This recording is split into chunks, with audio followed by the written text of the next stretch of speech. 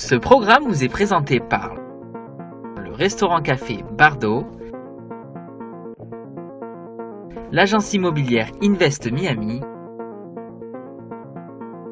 et votre voyagiste Contact Tour.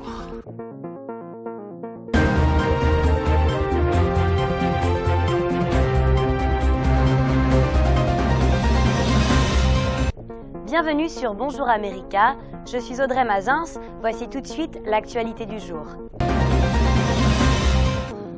En Chine, le deuxième porte-avions a été officiellement lancé mercredi lors d'une cérémonie à l'occasion de la mise à l'eau du bâtiment, a annoncé l'agence Chine Nouvelle. Le navire est le premier à être entièrement fabriqué en Chine. Pékin dispose déjà d'un porte-avions, le Liaoning, dont la coque a été produite dans l'ex-URSS. L'armée chinoise est encore très loin de rattraper l'armée américaine qui possède une dizaine de porte-avions opérationnels ainsi que 600 bases militaires dans une cinquantaine de pays. Pékin tente depuis des années de moderniser ses forces armées, particulièrement sa marine, à l'appui de ses préventions en mer de Chine méridionale, une zone dont la souveraineté est contestée par plusieurs pays riverains. Partons à Washington avec l'annonce d'une réforme fiscale présentée comme historique.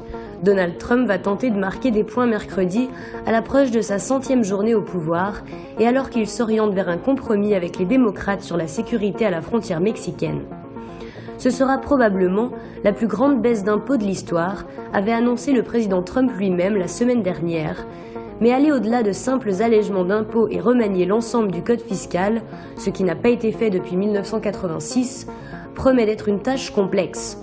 Concrètement, le taux d'impôt sur les sociétés, actuellement de 35%, pourrait être abaissé de 15% selon la promesse de campagne de Trump et le nombre de tranches d'imposition pour les particuliers passé de 7 à 3.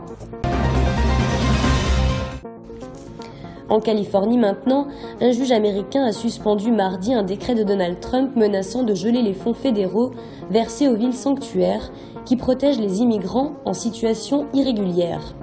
Dans son jugement, le juge de district de San Francisco, William Orrick III, estime que le décret présidentiel cible de vastes catégories de fonds fédéraux, non seulement ceux consacrés à la politique migratoire, et ceux qui porteront plainte contre cette décision devraient facilement prouver qu'elle est contraire à la Constitution. Il s'agit d'un nouveau revers de l'administration de Donald Trump sur la question de l'immigration, plusieurs autres décrets ayant déjà été suspendus par la justice, dont celui qui interdisait l'entrée sur le territoire américain et les ressortissants de 7 pays à majorité musulmane. Le gouvernement a fait appel à ce sujet.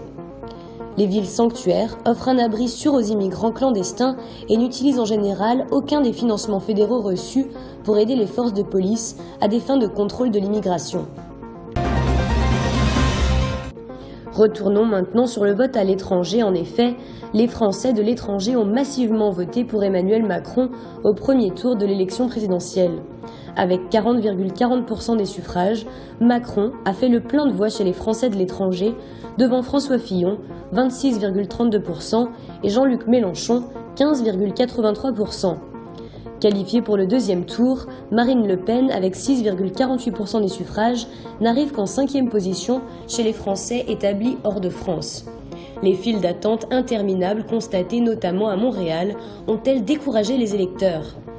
La participation n'a été que de 44,28% pour ce premier tour de l'élection présidentielle, un chiffre en progression par rapport à 2012, 39,08%, mais qui reste faible.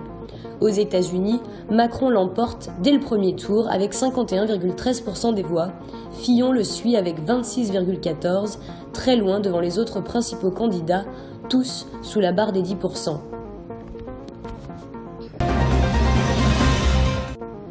Nous terminons avec le Festival de Cannes. Pedro Almodóvar, président de la 70e édition du Festival de Cannes, sera entouré de 8 personnalités du cinéma mondial.